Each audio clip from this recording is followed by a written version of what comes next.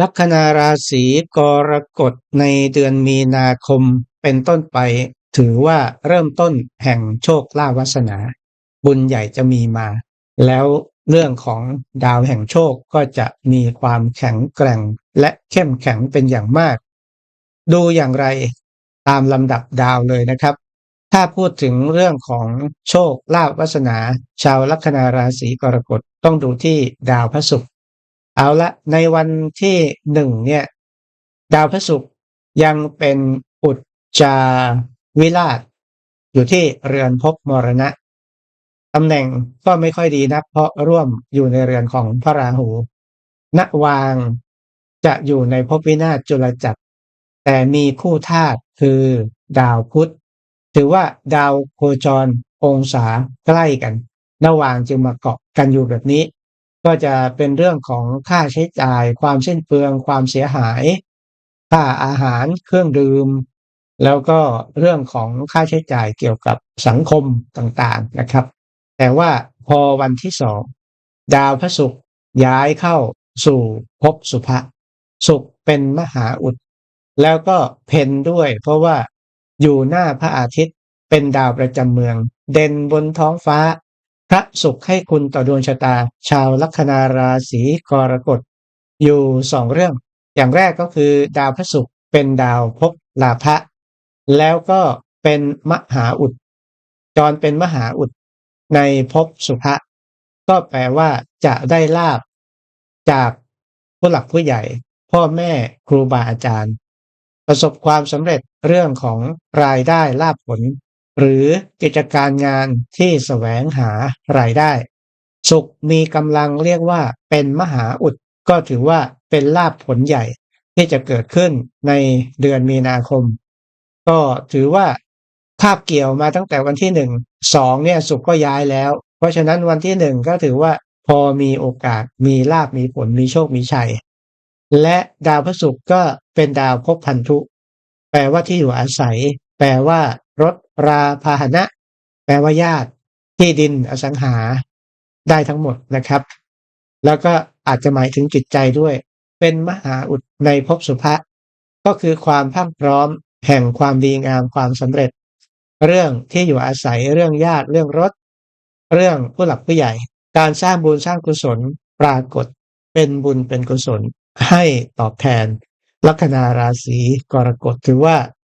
ดาวพระศุกร์เด่นที่สุดในรอบปีนะครับและศุกร์ก็ทำหน้าที่เป็นดาวลาภะแล้วก็โยกถึงดาวมฤตยูในเรือนลาภะด้วยนะครับอันนี้เรือนของตัวเองเมื่อพระศุกร์เข้ามาใหม่ๆเนี่ยองศาก็จะใกล้กับมฤตยูช่วงต้นเดือนแต่ถ้าใครมีโชคออนไลน์หรือแสวงโชคผ่านระบบออนไลน์เช่นเป๋าตังเป็นต้นโอกาสก็จะมีเยอะกว่านะครับเพราะว่าศูนย์หรือมฤตยูนี้หมายถึงเรื่องของนวัตกรรมเทคโนโลยีสื่อสารต่างๆนะครับของสมัยใหม่อยู่ในเรือนลาภะก็ต้องใช้ให้เป็นเกี่ยวกับพวกเทคโนโลยีสมัยใหม่ต่างๆจะทำให้เป็นโชคเป็นลาภหรือเป็นช่องทางแห่งการแสวงหาโชคลาภวาสนานะครับแต่ดาวพฤหัสก็ร่วมกับดาวพฤหัสเป็นดาวคู่ศัตรูคู่ขัดแย้งบางทีก็เหมือนผีหลอกว่าจะได้ก็ไม่ได้ที่จริงควรจะได้แต่ติดที่ว่าพระเสาร์ร่วมอยู่ด้วยแต่จะแรงในวันที่8กับวันที่9มีนาคมเท่านั้นเพราะว่าเสาร์กับพระศุกร์องศาสนิทกันพอดีนะครับเสาร์คือใครเสาร์คือปัตตนิปัตตนิคือหุ้นส่วนปัตตนิคือคนรักคู่ครองสามีภรรยาหรือคนที่มีผลประโยชน์ร่วมกันวันนี้จะขัดแย้งกันในเรือนสุภะเช่นการที่คุณให้ทรัพย์สินเงินทองใครไปพึ่งพาให้กู้ให้ยืมโดยไม่ได้รับอนุญาตจากคนที่รักก็จะมีปัญหากันหรือเมื่อคุณจะเกิดโชคลาภอันใดก็จะมีคนเนี้ยมาขวางนั่นแหละดาวคู่ศัตรูทำงานนะครับแต่วิธีการแก้ไขก็คือ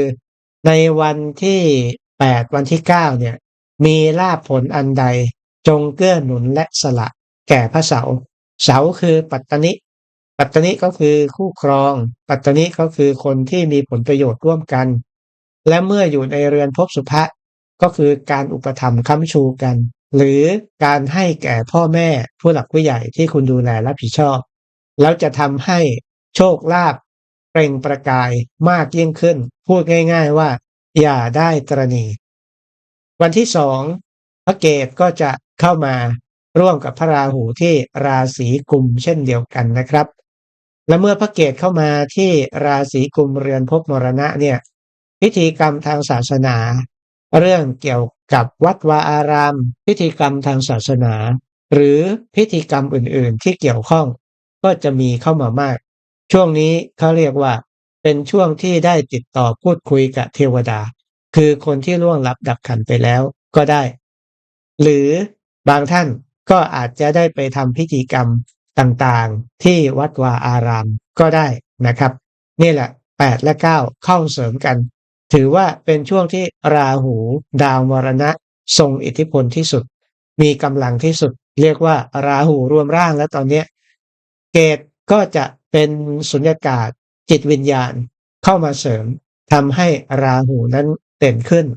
บางคนก็อาจจะเป็นพิธีกรรมทรงเจ้าเข้าผีหรือไปร่วมพิธีพุทธาภิเษกหรือศาสนพิธีอื่นๆที่วัดวาอารามก็แนะนำวางแผนในการเข้าวัดปฏิบัติธรรมโดยเฉพาะวันที่3มีนาคมวันมาฆบูชาท่านใดจะไปสมาทานถือศีลอยู่ที่วัดเป็นศีลอุโบสถก็ถือว่าได้เสริมดวงชะตาแก้เคล็ดเรื่องเกี่ยวกับมรณะให้แปลว่าวัดท่านที่ไม่มีโอกาสไปก็ให้ปฏิบัติอยู่ที่บ้านนะไหว้พระสวดมนต์เจริญจิตภาวนาในวันที่3นะครับก็ถือว่าเป็นการเสริมดวงเสริมให้พระเกตและราหูเป็นเทพเทวดาไม่ใช่ยักษ์ไม่ใช่มารเมื่อได้ทำกุศลแล้วก็แผ่ส่วนบุญให้สรรพสัตว์ทั้งหลายที่คุณเคยทำร้ายทำลายเคยทอดทิ้งขออโหสิกรรมท่านเหล่านั้นรับอนุโมทนาบุญแล้วก็จะเป็นเทวดามาเกื้อหนุนคุณนะครับและหลายท่านก็จะมีโอกาสได้เดินทางไกลเช่นการไปเส้นไหว้ทำบุญให้แก่ผู้ที่ล่วงลับดับขันไปแล้วมีโอกาสสูงมาก9กับ8 8กับ9โคจรร่วมกันนะครับในช่วงต้นเดือนอาทิตย์ยังอยู่อาทิตย์ยังเป็นประเกษตรในวันที่26 27 28กุมภาและวันที่1มีนาอาทิตย์ได้วรโคตรระหว่างร่วมกับพระราหูนี่แหละคือช่วงที่คุณจะเสียทรัพย์เสียเพื่อคนป่วยคนเจ็บคนตายถ้าใครไม่ได้มีโปรเจกต์อะไรคิดว่าตัวเองจะได้เสียก็แนะนำให้เสียเพื่อเป็นการแก้เคล็ดนะครับเช่นโอนเงินให้แก่โรงพยาบาลสงฆ์หรือโอนเงินไถ่ชีวิตสัตว์ช่วยเหลือผู้ประสบภัยคนป่วยคนเจ็บคนตายใดๆก็ได้เพื่อเป็นการให้ชีวิตเป็นไปตามดาวก็คือการสละทรัพย์เพราะว่าเมื่ออาทิตย์เป็นประได้วรโคตรร่วมกับพระราหูเนี่ยคือปัญหาจะบอกถึงโรคภัยไข้เจ็บที่คุณจะต้องเผชิญเพราะวิบากกรรมอันเกิดจากปาณาติบาตก็คือการทำร้ายทำลายชีวิตหรือการทรมานสัตว์คุณก็จะเกิดโรคภัยไข้เจ็บเข้ามาเบียดเบียนทำร้ายทำลายคุณบางทีก็ถึงแก่ชีวิตและทรัพย์ที่ตระหนี่ไว้ไม่อยากจะเสียก็จะเสียไปทั้งหมดเพราะฉะนั้นเพื่อเป็นการแก้วิบากกรรมเก่าก็ไปสละทรัพย์ช่วยเหลือคนป่วยคนเจ็บคนตายโรงพยาบาลหรือวัดวาอารามสร้างเมนหรือทำบุญกับบรรดาสัตว์ที่ต้องการชีวิตไถ่ชีวิตสัตว์ดังนี้ก็ได้นะครับส่วนโรคภัยไข้เจ็บที่เสี่ยงมากก็คือการติดเชื้อในกระแสเลือดอาทิตย์นั้นคือเลือดมฤตยูคือเส้นเลือดและราหูพุธร่วมอยู่คือพิษเพราะฉะนั้นพึงระวังการติดเชื้อตามเป็นหนองถ้ามีโรคภัยเหล่านี้ควรรีบรักษาและป้องกันไว้ก่อนอย่าคิดว่าเป็นเรื่องเล็กๆน้อยๆนะครับช่วงวิบากกรรมเขาเรียกว่าอุปคาตกรรม กรรมร้ายจะเข้ามาตัดรอนชีวิตอาทิตย์เป็นดาวแห่งชีวิตและเมื่ออาทิตย์ดับโรคภัยไข้เจ็บก็เกิดฆ่าชีวิตได้จึงแนะนำแก้เคล็ดเสริมดวงด้วยวิธีการนี้แล้วแผ่ส่วนบุญนั้นให้แก่สรรพสัตว์ที่เราเคยทำร้ายทำลายผู้ที่มีความอาฆาตพยาบาทจองเวรอิจฉาริษยากันอยู่ก็แผ่เมตตาไปขออภัยขออโหสิเป็นการแก้เคล็ดเสริมดวงนะครับแล้วพอวันที่2อาทิตย์ก็จะมีกำลังมากขึ้นเมื่ออาทิตย์นวางเข้าสู่ภพสุภะเป็นอุจจาวิราชช่วงนี้ทรัพย์สินเงินทองก็จะเริ่มดีขึ้นและเริ่มมีมาอาทิตย์นั้นเป็นตัวแทนของทรัพย์สินเงินทองการประกอบอาชีพการงานแสวงหาทรัพย์แล้วก็เป็นหน้าเป็นตาคุณด้วยเมื่ออยู่ในเรือนภพมรณะมีแต่เรื่องให้เสียทรัพย์แล้วที่สำคัญคือร่วมกับพระราหูและพุธอยู่ในภพมรณะเทวีโชคตัวเองไม่อยากจะเสียก็จะมีเหตุปัจจัยจากคนอื่นอาจจะเรื่องความเจ็บความป่วยความตายการเดินทางไกลมีโอกาสเกิดขึ้นได้สูงนับตั้งแต่วันที่15กุมภาพันธ์ไปจนถึงวันที่15มีนาคมแต่พอถึงวันที่2มีนาคมเนี่ยอาทิตย์ที่อ่อนกำลังจะเริ่มมีกำลังมากขึ้นเมื่ออาทิตย์นวางนั้นเริ่มเข้าสู่ภพสุภะเป็นอุจจาวิราชนะครับแล้วก็รอเข้าราศีเมษก็จะเริ่มโคจรเด่นดีมากขึ้นเพราะอาทิตย์เมื่อเข้าเมษในนวางก็จะเป็นมหาอุดจะเป็นช่วงวันที่5 6 7เนี่ยถือว่าเด่นนะครับหลังจากนั้นอาทิตย์ก็จะเริ่มโคจรดีจนกระทั่งถึงวันที่15ดาวพระอาทิตย์ที่เป็นดาวการเงินคุณก็จะเข้ามาส่องแสงอยู่ที่เรือนภพสุภะการได้ทรัพย์จากความดีงามได้ทรัพย์จากผู้หลักผู้ใหญ่ได้ทรัพย์จากความสำเร็จที่ตัวเองมุ่งมั่นตั้งใจทำไว้เป็นช่วงที่ประสบทรัพย์โดยความราบรื่นแต่ขณะเดียวกันก็มีพระเสาร์ร่วมด้วยเสาร์กับอาทิตย์นั้นถือว่าเป็นดาวคู่ธาตุมีทั้งความขัดแย้งก็คือเผาไหม้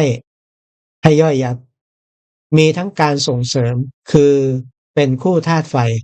ร้อนด้วยกันทั้งสองเสริมกันให้ร้อนแรงมากยิ่งขึ้นที่เรือนภพสุภะส่วนที่จะเผาให้มอดไหม้นั่นก็คือความขัดแย้งเรื่องทรัพย์สินเงินทองกับคนที่มีส่วนเกี่ยวข้องเช่นหุ้นส่วนผู้ที่มีผลประโยชน์ร่วมกันหรือคู่ครองคนรักก็มีความเป็นไปได้สูงในระยะเนี้ยก็ควรที่จะเกื้อหนุนกันเรื่องทรัพย์และคนที่รักก็ควรจะส่งเสริมกันในการประกอบอาชีพการงานทำความดีงามต่าง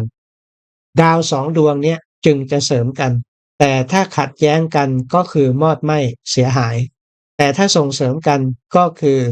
มีทรัพย์มากประสบความสำเร็จไปด้วยกันนี่แหละดาวเป็นคู่ธาตุแต่ว่าเป็นคู่ธาตุไฟเป็นดาวบัพเคราะห์ส่วนดีมีส่วนเสียมีแต่พอเข้าสู่เรือนสุภะถือว่าโอกาสที่จะประสบความสำเร็จสูงถ้าส่งเสริมเกื้อหนุนสนับสนุนกันและอาทิตย์ก็จะร่วมกับดาวพฤหัสได้คู่สมพลที่เรือนภพสุภะแปลว่าดาวการเงินกับดาวลาภะมาอยู่ร่วมในราศีที่ดีเรือนสุภเคราะห์ดีมากถือว่าเป็นช่วงที่จะประสบความสำเร็จเรื่องทรัพย์เรื่องอาชีพเรื่องตำแหน่งหน้าที่การงานจากความดีงามบุญภาวาสนาที่ตัวเองได้สร้างได้ทำแล้วก็การได้รับเมตตาสนับสนุนจากผู้หลักผู้ใหญ่เป็นช่วงที่จะมีความเจริญก้าวหน้าความสำเร็จในหลายๆด้านคนที่ปรารถนาเรื่องที่อยู่อาศัยก็จะสำเร็จคนที่อยากจะเดินทางไกลไปต่างประเทศก็จะสำเร็จแต่ที่ต้องระวังหน่อยก็คือเรื่องของฟืนไฟดินฟ้าอากาศที่จะก่อความเสียหายเพราะอะไรอังคารคือดาวธาตุลมแล้วเมื่อโคจรเข้ามาร่วมกับดาว ราหูที่เป็นดาวธาตุลมในเรือนภพมรณะสำคัญคือคำว่ามรณะนี่แหละก็จะเป็นลมที่ทำให้คุณสิ้นเปลืองเสียหายลมอะไรอารมณ์นักเลงหุนหันพลันแล่นไม่ยั้งคิดหรือการเดินทางขับรถเร็วจนเกินไปผิดพลาดเสียหายก่อความเสียหายให้แก่ตนอังคารนั้นคือดาวภพกัมมะกัมมะคือภาระหน้าที่การงานหรือพฤติกรรมการกระทำด้วยก็จะพลอยเสียหายไปด้วยเพราะอารมณ์ของตัวเองเป็นสำคัญเพราะฉะนั้นช่วงนี้ก็ช้าๆใจเย็นๆอังคารกับราหูร่วมกันแล้วมันใจกล้าใจนักเลงไม่กลัวอะไรทั้งสิ้นแต่ว่าสังขารกับจิตใจใจได้แต่กายมันไม่ให้มันก็ก่อความเสียหายเพราะฉะนั้นจะต้องพิจารณาตนว่าถ้าหากตกอยู่ภายใต้ความโกรธความหุนหันพลันแล่นทิฏฐิมานะความมั่นใจตัวเองสูงแล้วไปทำอะไรที่บ้าบิ่นและเสี่ยงๆนี่คือช่วงแห่งความเสียหายและที่สำคัญดาวพุธที่เป็นดาวภพวินาศมาเป็นเทวีโชคในเรือนมรณะโคจรวิกลคติอยู่กับดาวคู่ศัตรูก็จะมีคนมายั่วมีคนว่าร้ายใส่ความหรือทำให้อารมณ์คุณโมโหหุนหันกระตุ้นทำให้คุณยับยั้งไม่อยู่เรื่องของอารมณ์ก็จะทำให้ตัวเองเสียหายได้เช่นเดียวกันแล้วดาวพุธก็เป็นดาวภพสหัชชะได้แก่การเดินทางสังคมเพื่อนพี่น้องโอกาสที่จะได้เดินทางไกลไปต่างถิ่นก็มีสูงมากแต่ก็ต้องระวังตรงที่ว่าด้วยความไม่ประมาทขับรถก็อย่าเร็วจนเกินไปเพราะบางทีอุบัติเหตุเกิดขึ้นได้โดยที่ไม่ทันตั้งตัวแล้วก็จะก่อความทุกข์โศกให้แก่ตัวเองได้ในภายหลังพูดง่ายๆว่าพิกลพิการได้เลยนะครับส่วนคนที่มีโรคภัยไข้เจ็บประจำตัวอยู่แล้วเช่นเป็นความดันหรือโรคภัยอื่นๆที่จะทำให้วูบได้ก็ควรระงับเรื่องของการขับรถราพาหนะนี่แหละดาวให้โทษก็มีให้คุณก็มีอยู่ที่ว่าเราจะดูแบบไหนที่สำคัญคือพื้นดวงชะตาของคุณมีดาวอะไรรับอยู่เนี่ยสำคัญถ้าในพื้นดวงชะตาของคุณมีจันทร์รับก็จะช่วยได้ตรงที่ว่าพุธเป็นคู่มิตรกับจันทร์ก็จะยังมีคำพูดที่ดีๆคอยให้คุณได้ยับยั้งชั่งใจมีมิตรคอยช่วยเหลือและจันทร์เนี่ยก็เข้ากับอังคารได้ด้วยจันทร์ก็เข้ากับราหูได้ด้วยนะเป็นคู่เสน่หาและคู่สมพลจะช่วยคุณได้มากเนี่ยถ้าพื้นดวงแต่ถ้าพื้นดวงใครมีมฤตยูรับอยู่ก็ยากมากที่จะควบคุมอารมณ์ตัวเองได้ชั่ววูบเท่านั้นเองเกิดอุบัติเหตุทำให้ตนเองบาดเจ็บล้มตายเสียหายได้รู้ล่วงหน้าแบบนี้ก็จงฝึกสติของตัวเองไว้นะครับก่อแต่บุญแต่กุศลเพราะว่าดาวแห่งโชคลาภวาสนามีมามากทรัพย์สินเงินทองก็จะเริ่มทยอยเข้ามาเรียกว่าดวงเศรษฐีกันเลยทีเดียวแล้วที่สำคัญควรจะเอาใจใส่คนที่รักคนที่มีความเกี่ยวข้องดูแลจัดการเรื่องผลประโยชน์หรือหุ้นส่วนให้แก่คุณเพราะว่าดาวพระเสาร์โคจรอยู่ในเรือนภพสุภะนี้ได้ตำแหน่งเศรษฐีเรียกว่าอุดมเกณฑ์ของลัคนาราศีกรกฎก็เรียกว่าดวงได้รับการอุปถัมภ์จากคนอื่นหรือเพศตรงข้ามช่วยเหลือเกื้อหนุนให้สำเร็จสมปรารถนาในสิ่งที่คุณต้องการและพระเสาร์อยู่ในตำแหน่งเนี้ยเริ่มเดินหน้าตอนนี้ก็คือเพื่อนพี่น้องสังคมพอถัดไปก็คือญาติที่อยู่อาศัยนะหรือคนที่เป็นดั่งญาติก็จะส่งเคราะห์เกื้อหนุนสนับสนุนคุณนะพอช่วงกลางๆปีไปก็จะเป็นลูกหลานบริวารลูกศิษย์ลูกหาคอยเกื้อหนุนคุณดังนั้นการที่พระเสาร์อยู่ในเรือนภพสุภะนี้มีส่วนที่ดีก็คือการได้ซึ่งอุดมเกณฑ์แก่ดวงชะตาและเมื่อพระศุกร์เข้ามาก็จะยิ่งเห็นเด่นชัดขึ้น ก็ถือว่าภาพรวมลัคนาราศีกรกฎเป็นราศีที่จะได้รับอานิสงส์จากคุณงามความดีที่ตัวเองได้สร้างจะเรียกว่าอานิสงส์ผลบุญก็ได้จะมั่งมีร่ำรวยด้วยทรัพย์สินเงินทองชื่อเสียงเกียรติยศส่วนเรื่องที่จะต้องระมัดระวังก็คือเรื่องของวาจาและอารมณ์ช่วงที่อังคารโคจรในเรือนภพมรณะร่วมกับพระราหูพุธร่วมด้วยเป็นช่วงที่เสี่ยง เพราะฉะนั้นเจริญเมตตาแล้วก็ฝึกความเข้มแข็งอดทนอโหสิได้อภัยเป็นละทิฏฐิมานะอัตตาในตัวเองลงได้ฝึกบ่อยๆสติเกิดปัญญามีคุณก็จะสามารถบริหารจัดการชีวิตของคุณให้มีแต่ความสุขความเจริญความรุ่งเรืองและเป็นที่พึ่งพาอาศัยของบุคคลอื่นได้ด้วยนะครับ